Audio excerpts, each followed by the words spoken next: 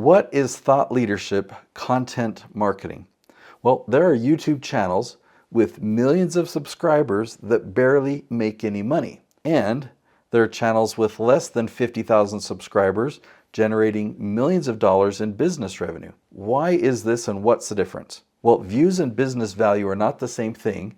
Some of the most popular content online is the least valuable commercially. And you'll find it interesting that some of the most boring content online quietly generates massive businesses behind the scenes.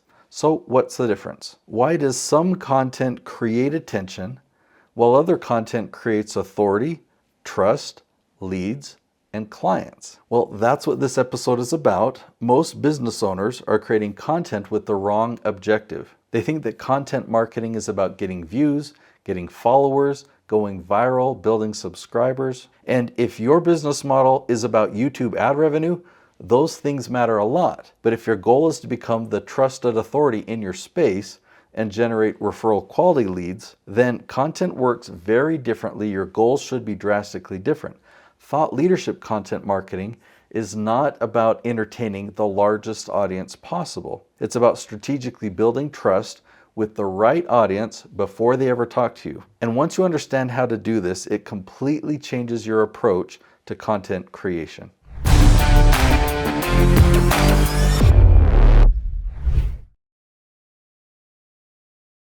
One of the biggest misconceptions in online marketing is the assumption that attention automatically creates business success. Well, it doesn't. I personally know creators with massive audiences who are really struggling financially. They have millions of views, they have huge subscriber counts, they have strong engagement, and very little business. At the same time, I've helped clients with small channels generate seven-figure businesses. Now, it seems confusing until you realize that not all attention is equal in value. Most content online is optimized for entertainment, shock, novelty, virality, emotion, trend participation, and those things are incredibly effective for generating spikes of attention, but spikes are temporary. And more importantly, viral audiences are often the wrong audience for your business, because someone who randomly discovers your content through entertainment is emotionally very different than someone actively searching for help. Searchers are emotionally different than passive viewers. That distinction will change everything. When someone passively discovers a video in their feed, they watch because something captured their curiosity. Maybe it was entertaining, maybe it was dramatic, maybe it was trending. But when someone searches, that's different. That person's been thinking about a problem, they're trying to solve something, they're researching, they're feeling frustration, and they're looking for clarity. They're emotionally invested before they ever find your content. And when your content becomes the answer they were searching for, trust develops naturally because you're not interrupting them, you're helping them. That's one of the biggest reasons thought leadership content works so well. People don't want to be sold, but they deeply appreciate being helped. This leads to one of the most important distinctions in thought leadership marketing: promotional content versus educational content. Now, promotional content talks about your credentials, your company, your process, your product, your awards, your success stories, and all those things have something in common. It's you. And while there is a place for promotional content, it usually triggers defense immediately. People know that they're being marketed to. But educational content does the opposite. Educational content focuses on entirely helping the audience or helping the viewer. You're going to be answering their questions, solving their problems, providing clarity, reducing confusion, and you're giving value freely. Something powerful happens psychologically when you consistently help people without immediately pitching them. Trust forms, a relationship forms. People begin to feel like they know you. They trust your thinking and your philosophy, your expertise. They understand your biases and they resonate with it. And that relationship becomes the foundation for future business. So they see your relationship educational content first, and then they see your promotional content. Most marketing tries to pitch before a relationship exists. That's why so much advertising feels uncomfortable. Someone interrupts your attention and immediately asks for trust, but thought leadership content reverses the sequence.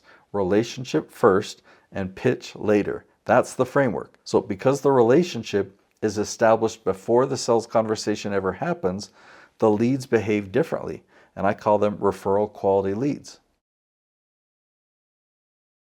Think about what happens when someone gets referred to you by a trusted friend. So there's already trust, there's already credibility, there's already openness. The conversation feels easy. There's less skepticism. There's fewer defenses or fewer objections. Thought leadership content creates a very similar dynamic because before someone ever books a call with you, they've already watched your videos, they've already learned from you, they've already seen your case studies, they've already heard your opinions and understand your philosophy, and they begin imagining what it would feel like to work with you. So when they finally reach out, they're not cold leads, they're a warm relationship-based lead, and that dramatically changes the conversation quality. Now, this is where evergreen content becomes incredibly important. Most viral content has no long-term infrastructure behind it, so it spikes and then it disappears. And the creator has to repeat the process over and over again, and it just becomes exhausting and causes burnout. But evergreen content compounds over time. It answers questions people are continuously asking over time. Questions that were asked years ago, questions that are still being asked today, and questions that will be asked years from now. So this is the traffic source report for Reagan Archibald. He's the men's health expert, peptides expert. And in the last 28 days, he's had 330,000 views, but not all views are equal. YouTube really breaks it down, and the most valuable source of traffic for lead generation is YouTube search. Look at this number, 100,000 views from search in the last 28 days. That is massive momentum. And we got there by answering very specific questions about very specific peptides that Reagan has expertise in. We find the questions that people are asking online in these areas, and Reagan answers those questions. Because search demand continues existing, the content continues generating leads month after month, year after year. Now that's infrastructure, not spikes. One of the strangest things about thought leadership marketing is this: the content that generates the most business often looks boring to outsiders. They're very specific questions, very niche topics, highly detailed explanations, and most creators resist this emotionally because they compare it to flashy viral content. But the reason that boring specifically works is because the right people find it incredibly valuable. It's only boring to the people who don't need the answer. But to the person actively searching for that exact question, it's exactly what they needed, and it's the opposite of boring. This is also why viral content can actually hurt authority businesses, because when a video goes massively viral, it introduces your channel to a completely different audience. Then the algorithm begins optimizing around that broader audience behavior. More entertainment, more spikes, more passive viewers, and less search intent. So over time, it actually pulls your channel away from the strategy that was actually generating quality leads. So that's why I often tell my clients, protect your audience, curate them.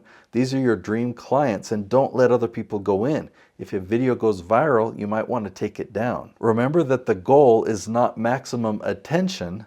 The goal is maximum trust with the right people. Most marketers still underestimate search, especially on YouTube. Traditional SEO strategies became less effective over time, but YouTube search has become more and more powerful. And now that people are using Google differently and using AI tools like ChatGPT, these tools are recommending YouTube videos and other expert content. Searchable expertise matters more today than ever. Now, what's happening right now is incredibly important. People are asking longer, more detailed questions online. That allows thought leaders to become more precise in who they attract. Instead of marketing broadly to everyone, you can position yourself directly in front of your dream clients. And that is a big shift that's so valuable.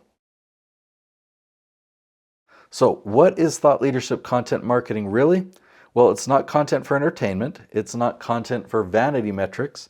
It's not content designed only for ad revenue, but it's strategic educational content designed to build trust, position expertise, create discoverability, and create referral quality leads. This will establish category authority over time that lasts, right? That's the real goal. And when you do this correctly, it becomes very sustainable, so you don't have to keep chasing attention, but you're building evergreen infrastructure that compounds for years.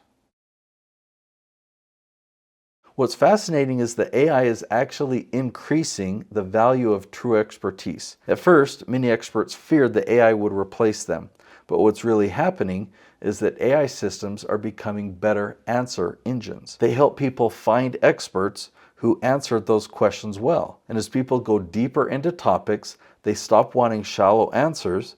They want real experience. They want nuance. They want case studies. They want bias. They want perspective from human expertise. That's why thought leadership matters more now than it ever has. Searchable expertise is becoming one of the most valuable business assets on the internet. If you want to understand the complete system behind how this actually works and how to identify the right categories, how to find the exact questions that your dream clients are asking, and how to position yourself as the authority strategically, I can show you how to systematically own your category over time. Watch my next episode. It's called Thought Leadership Strategy. In that episode, I break down the full framework behind building authority, trust, discoverability, and evergreen lead generation through thought leadership content. I'll see you there.